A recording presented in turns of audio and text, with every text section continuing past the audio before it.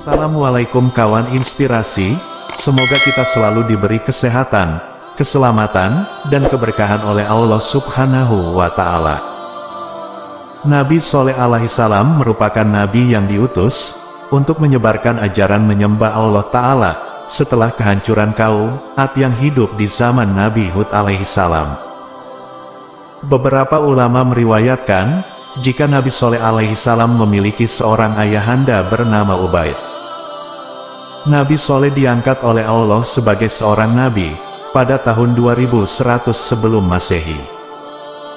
Apabila diruntutkan, maka silsilah dari Nabi Soleh yaitu Soleh bin Ubaid, bin Masih, bin Ubaid, bin Hadir, bin Samud, bin Atsir, bin Aram Iram, bin Sam, bin Nuh alaihissalam. Jadi dapat disimpulkan, jika Nabi Soleh masih memiliki darah keturunan dari Nabi Nuh alaihissalam. Nabi Soleh alaihissalam berasal dari bangsa Arab, tepatnya suku Samud. Diriwayatkan dari Abu Dzar, nabi-nabi lain yang berasal dari bangsa Arab selain Nabi Soleh adalah Nabi Syuaib, Nabi Hud, dan Nabi Muhammad Shallallahu Alaihi Wasallam. Nabi Soleh adalah nabi yang diutus setelah Nabi Hud dan sebelum Nabi Ibrahim alaihissalam. Di daerah Hijr yang terletak antara Hijaz dan Syam, di mana tempat tersebut sekarang disebut Madain Soleh, ada sebuah kabilah yang tinggal, namanya kabilah Samud. Nenek moyang mereka nasabnya sampai kepada Sam bin Nuh. Kehidupan mereka makmur, mereka memahat gunung dan menjadikannya sebagai rumah. Sesuai dengan firman Allah Ta'ala, dalam Al-Quran Surat Al-Fajr ayat 9. Dan terhadap kaum Samud yang memotong batu-batu besar di lembah. Quran Surat Al-Fajr ayat 9. Mereka menempati rumah itu di musim dingin, untuk melindungi mereka dari hujan dan angin kencang. Mereka juga membuat istana pada tanah-tanah yang datar, yang mereka tempati di musim panas. Allah Subhanahu wa Ta'ala mengaruniakan kepada mereka nikmat yang begitu banyak. Dia memberikan kepada mereka tanah yang subur, air tawar yang melimpah, kebun-kebun yang banyak, tanaman-tanaman, dan buah-buahan. Akan tetapi, mereka membalas nikmat tersebut dengan sikap ingkar. Mereka kafir kepada Allah Subhanahu wa Ta'ala dan tidak menyembahnya. Yang mereka sembah malah patung, dan menjadikannya sebagai sekutu bagi Allah. Kepada patung-patung itu, mereka berdoa, mempersembahkan korban, dan memberikan sikap tadoru, perendahan diri kepadanya. Pada saat itu, diketahui kaum Samud menyembah berhala, sesuai yang dilakukan secara turun-temurun oleh nenek moyang mereka. Awalnya kaum Samud sangat menghormati Nabi Soleh, karena mereka menaruh harapan pada beliau untuk meneruskan tradisi kaum Samud, yaitu menyembah berhala. Namun ketika Nabi Soleh mulai menyampaikan ajakan untuk menyembah Allah dan bertakwa kepadanya, maka kaum Samud menjadi kecewa dan murka. Mereka mulai memusuhi Nabi Soleh, karena beliau meminta untuk meninggalkan sesembahan berhala, yang sudah menjadi bagian dari tradisi mereka, secara turun-temurun. Selain memiliki kebiasaan menyembah berhala, tabiat lainnya yang dimiliki oleh kaum Samud adalah angkuh dan sombong. Mereka seringkali meremehkan dan memandang rendah kaum lainnya. Bahkan dalam kesehariannya, mereka selalu berbuat maksiat seperti berzina dan mabuk-mabukkan. Gaya hidup kaum Samud tersebut telah menyimpang jauh dari ajaran Allah Subhanahu wa Ta'ala. Maka Allah ingin memberi mereka hidayah, dengan mengutus seorang nabi di antara mereka, yaitu Nabi Soleh alaihissalam. Ia adalah seorang yang mulia, bertakwa dan dicintai di kalangan mereka. Mulailah Nabi Soleh alaihissalam mengajak mereka beribadah kepada Allah Subhanahu wa Ta'ala, dan meninggalkan menyembah patung-patung. Ia berkata kepada mereka, "Wahai kaumku, sembahlah Allah, sekali-kali tidak ada Tuhan yang berhak disembah bagimu selain Dia." Quran Surat Al-A'raf ayat 73. Tetapi kaumnya malah mengatakan, Wahai Soleh, sesungguhnya kamu sebelum ini adalah seorang di antara kami yang kami harapkan. Apakah kamu melarang kami untuk menyembah apa yang disembah oleh bapak-bapak kami? Dan sesungguhnya kami betul-betul dalam keraguan yang menggelisahkan terhadap agama yang kamu serukan kepada kami. Quran Surat Hud ayat 62-63. Meskipun begitu, Nabi Soleh alaihissalam tidak membalas ejekan mereka, dan tetap terus mendakwahi mereka. Beliau mengingatkan mereka dengan peristiwa yang menimpa umat-umat sebelum mereka, berupa pembinasaan yang disebabkan kekafiran, dan sikap keras mereka. Beliau berkata, dan ingatlah olehmu di waktu Allah menjadikan kamu pengganti-pengganti, yang berkuasa setelah kaum Ad dan memberikan tempat bagimu di bumi. Kamu dirikan istana-istana di tanah-tanahnya yang datar, dan kamu pahat gunung-gunungnya untuk dijadikan rumah, maka ingatlah nikmat-nikmat Allah, dan janganlah kamu merajalela di muka bumi membuat kerusakan. Quran Surat Al-A'raf ayat 74. Nabi Soleh alaihissalam juga mengingatkan nikmat-nikmat Allah kepada mereka. Apakah kamu akan dibiarkan tinggal di sini, di negeri kamu ini, dengan aman, di dalam kebun-kebun serta mata air, dan tanam-tanaman dan pohon-pohon kurma yang mayangnya lembut? Dan kamu pahat sebagian dari gunung-gunung untuk dijadikan rumah-rumah dengan rajin.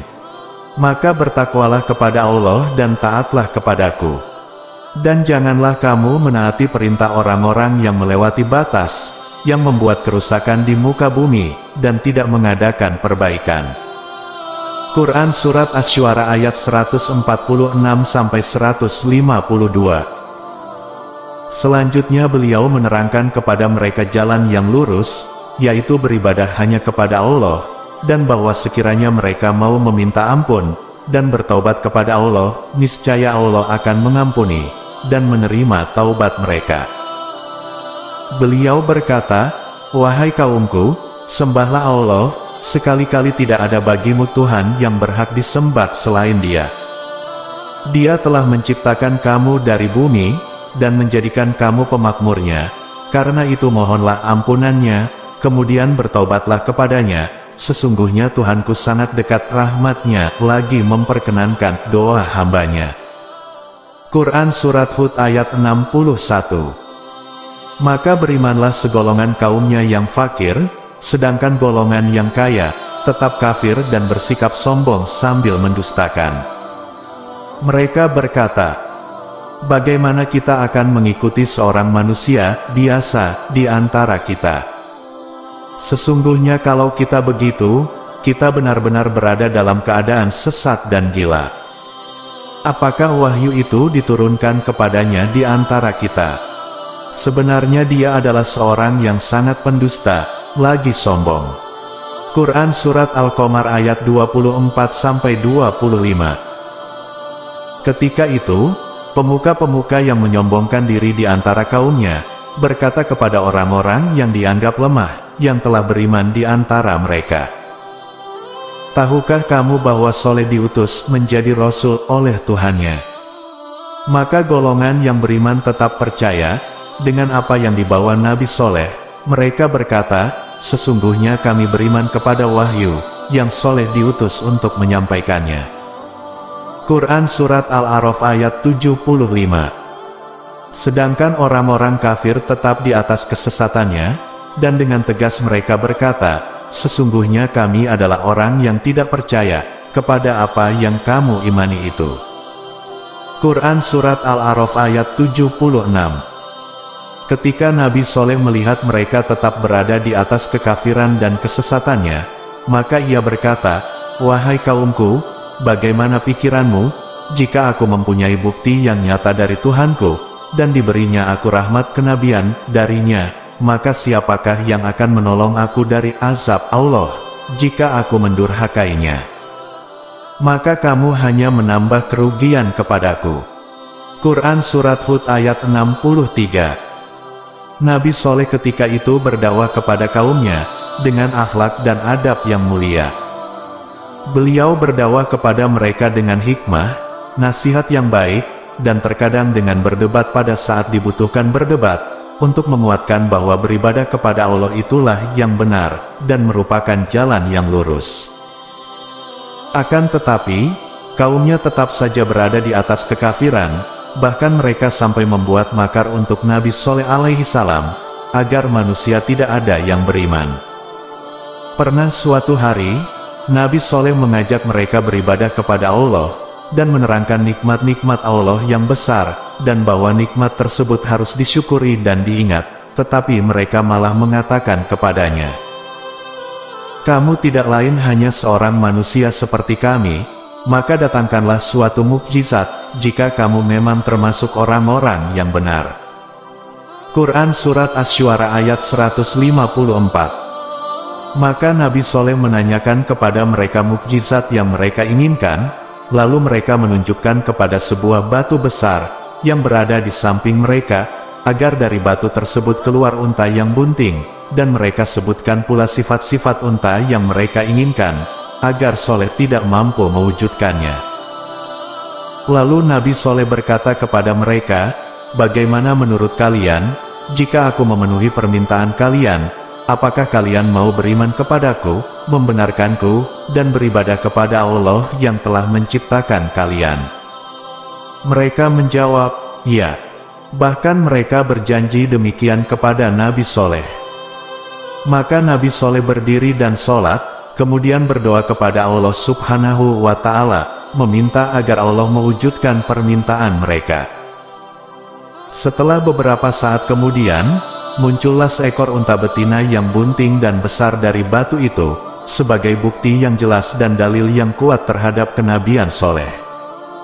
Maka, ketika kaum Shaleh melihat unta itu dengan bentuk yang menakjubkan, sebagian kaumnya beriman, tetapi kebanyakan mereka kafir dan tetap di atas kesesatannya.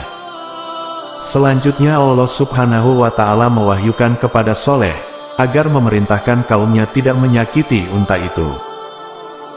Maka Shaleh berkata kepada kaumnya, "Sesungguhnya telah datang bukti yang nyata kepadamu, dari Tuhanmu. Unta betina Allah ini menjadi tanda bagimu, maka biarkanlah dia makan di bumi Allah, dan janganlah kamu mengganggunya, dengan gangguan apapun, yang karenanya kamu akan ditimpa siksaan yang pedih." Quran Surat Al-A'raf ayat 73. Keadaan tetap terus seperti itu, hingga berlalu waktu yang panjang. Ketika itu, unta tersebut meminum air sumur pada hari tertentu, sedangkan mereka meminum air sumur pada hari yang lain secara bergiliran, dan pada hari ketika unta meminum air sumur sedangkan mereka tidak, maka mereka memerah susunya. Lalu unta itu mengeluarkan susu yang cukup buat mereka semua, akan tetapi setan menghasut mereka, ia menghias kepada mereka jalan yang buruk, sehingga mereka pura-pura tidak tahu peringatan Nabi Shaleh kepada mereka. Hingga akhirnya mereka sepakat untuk membunuh unta itu. Saat itu, jumlah orang yang sepakat untuk membunuhnya 9 orang, sebagaimana difirmankan Allah Ta'ala di Surat An-Naml ayat 48. Dan di kota itu ada 9 orang laki-laki yang membuat kerusakan di muka bumi, dan mereka tidak berbuat kebaikan. Quran Surat An-Naml ayat 48. Selanjutnya mereka bersepakat dengan kaum mereka yang lain, untuk melaksanakan niat buruk itu. Saat itu, yang bertindak langsung untuk membunuhnya adalah orang yang paling celaka di antara mereka, dan paling besar kerusakannya. Ada yang mengatakan bahwa namanya adalah Gundar bin Salif. Maka pada pagi hari, kaum Shaleh berkumpul di suatu tempat yang luas, menunggu kehadiran unta itu, untuk mewujudkan niat jahat mereka itu. 2 pemuda kaum Samud yang bernama Musyada bin Muharij dan Gundar bin Salif berhasil membunuh unta betina tersebut, dengan cara mengawasi unta saat akan minum. Dengan cepat Musyada memanah betis betina tersebut, dan Gundar menikam pedangnya di perut unta tersebut, hingga unta itu pun mati. Ketika itu, Nabi Shaleh alaihissalam mengetahui perbuatan yang dilakukan kaumnya itu, yang ditambah dengan sikap mengejek beliau alaihissalam, dan mengolok-oloknya dengan berkata, Wahai Soleh, datangkanlah apa yang kamu ancamkan itu kepada kami, jika betul kamu termasuk orang-orang yang diutus Allah.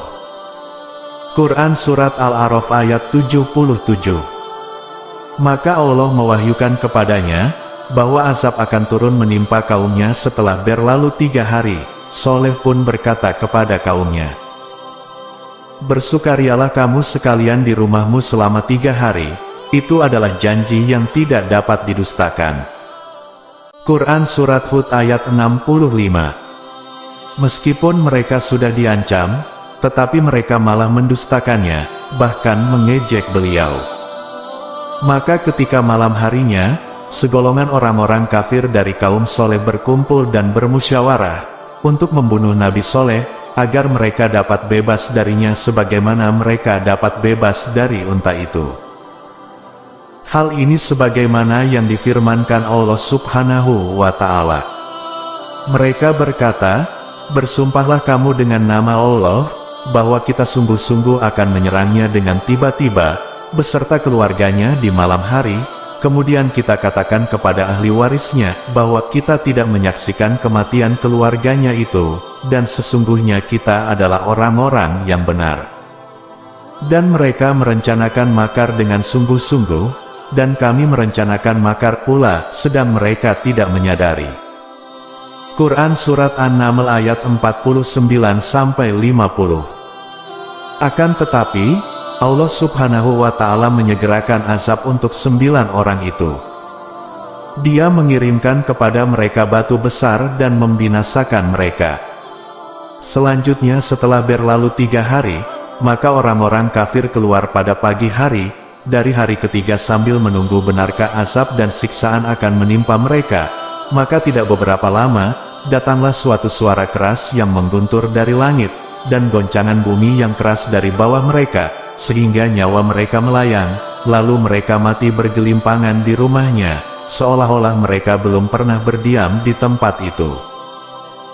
Allah Ta'ala berfirman, maka itulah rumah-rumah mereka dalam keadaan runtuh, disebabkan kezoliman mereka. Sesungguhnya pada yang demikian itu, terdapat pelajaran bagi kaum yang mengetahui. Dan telah kami selamatkan orang-orang yang beriman dan mereka itu selalu bertakwa. Quran Surat An-Naml ayat 52-53. Demikianlah Allah mengazab kaum Soleh, karena kekafiran dan sikap keras kepala mereka, dan karena mereka berani membunuh unta Allah itu, serta memolok-olok nabinya dan tidak beriman kepadanya. Maka setelah pembinasaan itu, Nabi Soleh dan kaumnya yang beriman berdiri memperhatikan mereka. Soleh berkata, wahai kaumku, sesungguhnya aku telah menyampaikan kepadamu amanat Tuhanku, dan aku telah memberi nasihat kepadamu, tetapi kamu tidak menyukai orang-orang yang memberi nasihat. Quran Surat Al-A'raf ayat 79. Ketika Rasulullah pergi ke Tabuk pada tahun ke-9 Hijriah, beliau melewati perkampungan Samud, sekarang dikenal dengan nama Ma'adin Soleh, lalu beliau memerintahkan para sahabatnya untuk tidak melewatinya, kecuali dalam keadaan menangis dengan tunduk, dan takut karena khawatir mereka ditimpa, seperti yang menimpa penduduknya. Beliau bersabda, janganlah kamu masuk ke perkampungan kaum yang diazab ini, kecuali dalam keadaan menangis. Jika tidak bisa menangis, maka janganlah memasukinya, agar tidak menimpa kamu apa yang menimpa mereka. Hadis riwayat Bukhari dan Muslim. Beliau juga memerintahkan mereka agar tidak meminum airnya. Meskipun tidak diceritakan dalam Al-Quran mengenai kehidupan Nabi Soleh alaihi salam dan pengikutnya setelah kejadian yang menimpa kaum Samud, namun terdapat sumber yang mengatakan bahwa mereka berpindah ke daerah Ramlah di kawasan Palestina. Kisah perjalanan Nabi Soleh alaihi salam dalam berdakwah tercantum dan diabadikan dalam beberapa surat Al-Quran, diantaranya Al-Quran Surat Asy-Syams ayat 11-15. Kaum Samud telah mendustakan Rasulnya, karena mereka melampaui batas. Quran Surat Asy-Syams ayat 11. Ketika bangkit orang yang paling celaka di antara mereka. Quran Surat Asy-Syams ayat 12. Lalu Rasul Allah Shaleh berkata kepada mereka, biarkanlah unta betina Allah dan minumannya. Quran Surat Asy-Syams ayat 13. Lalu mereka mendustakannya dan menyembelih unta itu, maka Tuhan mereka membinasakan mereka disebabkan dosa mereka, lalu Allah menyamaratakan mereka dengan tanah. Quran Surat Asy-Syams ayat 14. Dan Allah tidak takut terhadap akibat tindakannya itu. Quran Surat Asy-Syams ayat 15. Lalu dalam Al-Quran Surat Hud ayat 61-68. Dan kepada kaum Samud kami utus saudara mereka, Sholeh. Dia berkata, wahai kaumku, sembahlah Allah, tidak ada Tuhan bagimu selain Dia.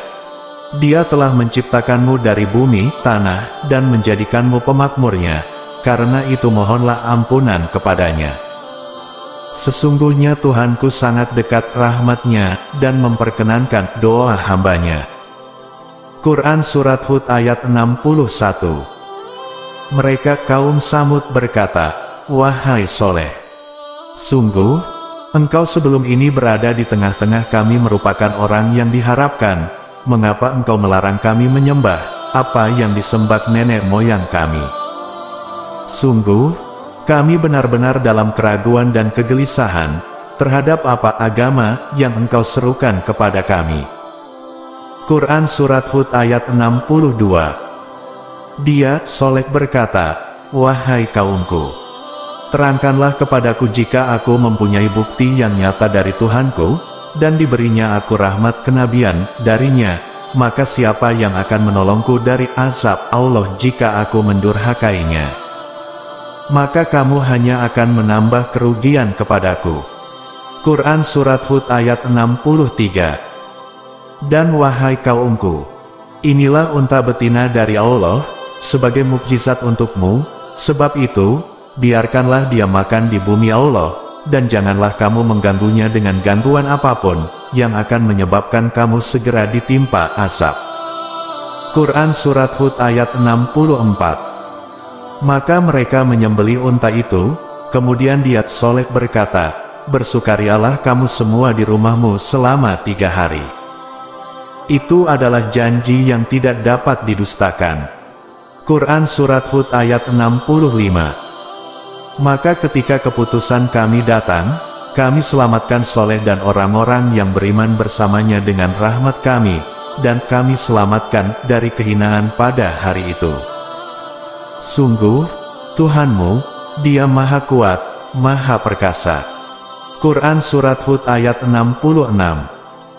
Kemudian suara yang mengguntur menimpa orang-orang zalim itu, sehingga mereka mati bergelimpangan di rumahnya.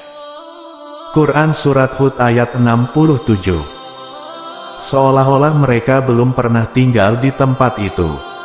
Ingatlah, kaum Samud mengingkari Tuhan mereka. Ingatlah, binasalah kaum Samud. Quran Surat Hud ayat 68. Selain terdapat dalam Surat Asy-Syams dan Surat Hud, kisah mengenai Nabi Sholeh alaihi salam, juga diriwayatkan dalam Surat Al-Qamar ayat 23-32, Surat Fussilat ayat 17-18, Surat An-Naml ayat 45-53, Surat Asy-Syu'ara ayat 141-159, Surat Al-Isra ayat 59, Surat Al-Hijr ayat 80-84, dan Surat Al-A'raf ayat 73-79.